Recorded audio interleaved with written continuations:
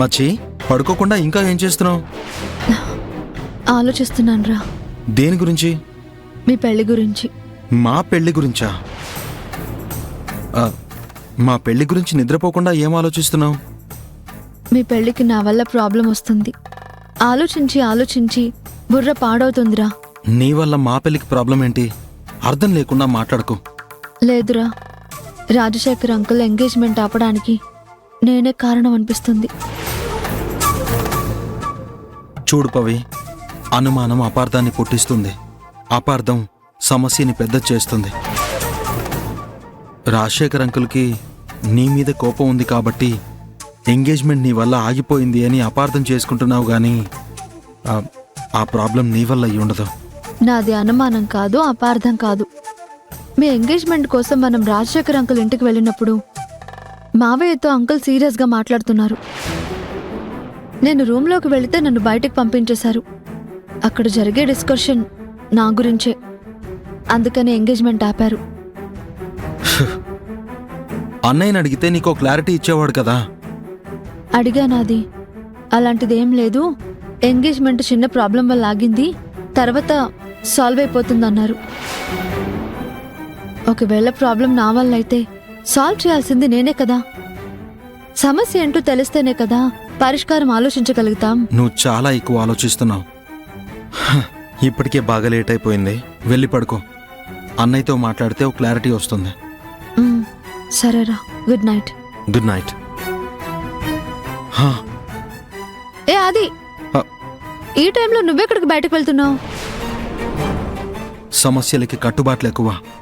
ఒక సమస్య స్టార్ట్ అయిందంటే చాలు, తర్వాత ఒకదాని తర్వాత ఒకటి మన మీద దాడి చేస్తూ ఉంటాయి. ఇప్పుడు నువ్వు బయటకు వెళ్ళి పరిష్కారం చేయాల్సిన అంత పెద్ద సమస్య ఏమొచ్చిందిరా? మనకుందిగా ఓ టెడ్డీ బేర్. రూమ్లోకి వెళ్ళి డోర్ లాక్ చేసుకుని చాలా సేపు అయిందంట. ఎంతసేపు ట్రై చేసినా రెస్పాండే అవ్వట్లేదంట. రే, ఇంత పెద్ద ప్రాబ్లం పెట్టుకుని అన్నీ వదిలేసి ఇంతసేపు నాతో డిస్కషన్ పెట్టుకున్నావా? ఏం కాదు మచ్చి, నేను వెళ్ళి పిలిచాననుకో అదే డోర్ తెరుస్తుంది. ఒరే, సంజన సంగతి తెలిసి కూడా అంత తేలిగ్గా తీసుకుంటున్నావేంటి? అసలే అమ్మాయి మొండిది, ఏమైనా చేసుకుంటుందేమో. నాకు భయంగా ఉంది, నేను వస్తాను పద. హే, అందరూ నిద్రపోతున్నారు కదా, ఎవరికీ చెప్పకుండా ఎలా? బచ్చాక చెప్దాంలే, ముందు సంజన ఇంపార్టెంట్. ఏ పిచ్చి పని చేస్తుందో ఏంటో. పద వెళ్దాం. సరే పద. పద.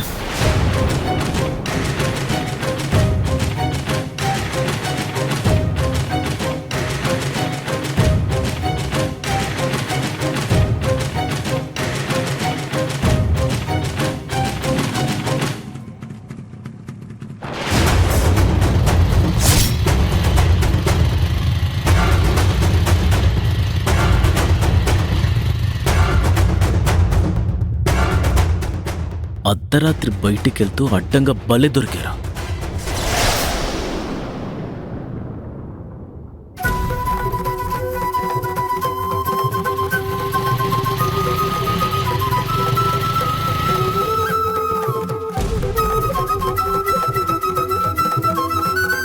మచ్చి, ఏంటాది? త్వరగా వెళ్దాం పదా. లోపల రాజశేఖర్ అంకుల్ ఉంటారు. ఆయన నన్నేమన్నా పర్లేదు, కానీ నిన్నేమైనా అంటే నేను తట్టుకోలేను. ఇప్పుడు అవన్నీ ఆలోచించే టైం ఎక్కడుందిరా? ఆయన ఏమైనా అంటే నేను చూసుకుంటాను. మనం అర్జెంటుగా సంజన పొజిషన్ ఏంటో చూడాలి. పద అది అది సరే రా. పద.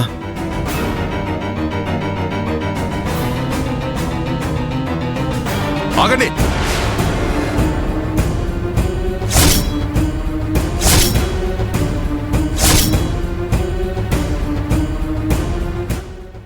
మీరిద్దరు ఎందుకు వచ్చారు? వాళ్ళనేమనకండి. ఆదికి ఫోన్ చేసి నేనే రమ్మని చెప్పాను. ఓహో, ఈ నిర్వాకం తమరిదేనా? సంజయ్ని పిలవడానికి నేను రానన్నానని వీళ్ళిద్దరిని పిలిచావా?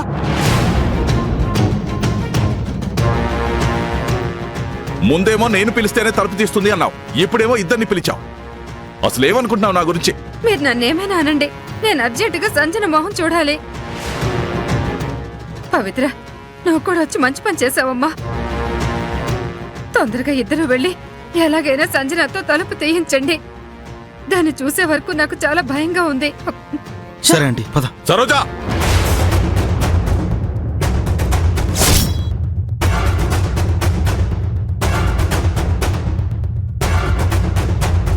వాళ్ళు వెళ్ళడానికి వీల్లేదు. ఇప్పుడే వాళ్ళిద్దరిని బయటికి వెళ్ళమని చెప్పు. అంకుల్, ఇది మీ ఇల్లే. మీ పర్మిషన్ లేకుండా మీ మాట దాటి మేమేం చేయలేము. కానీ అంకుల్, సంజన అనుకుందంటే ఏం చేయడానికైనా వెనకాడదు. దాని గురించి నాకు బాగా తెలుసు. బాగుంది, చాలా బాగుంది. నా కూతురు గురించి నాకంటే నీకే బాగా ఎక్కువ తెలుసు అన్నమాట. అయ్యో, నా ఉద్దేశం అది కాదు అంకుల్. సంజన తను అనుకునేది దక్కకపోతే ఎంతకైనా తెగిస్తుంది. ఎలాంటి నిర్ణయమైనా ఆలోచించకుండా తీసుకుంటుంది. హ, సంజనాని కాలేజ్ డేస్ నుంచి చాలా దగ్గరగా చూస్తున్నాను. ఇంతకు ముందు కూడా అలా చాలా సార్లు చేసింది అంకుల్.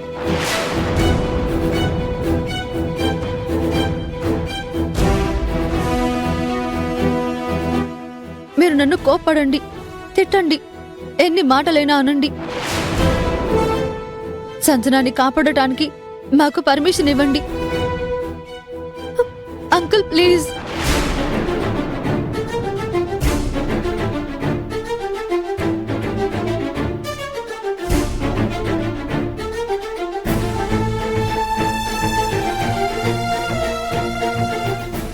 అది నువ్వు వెళ్ళి సంజనాని door తెరుమను.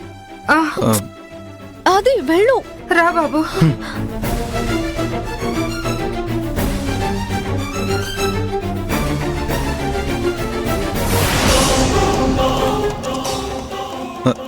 Sanju, Sanju, Sanju, door open చేయి.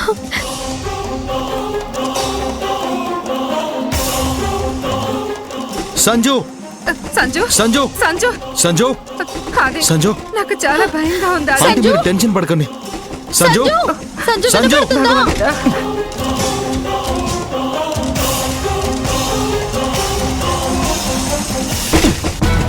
ఆంటీ, మీరు పక్క జరగండి. అవి నువ్వు కూడా.